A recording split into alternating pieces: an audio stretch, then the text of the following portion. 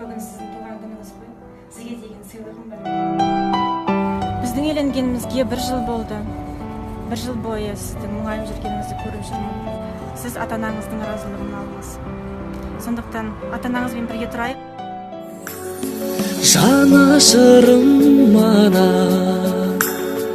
дарашыңым мана, барасылым мана, шуа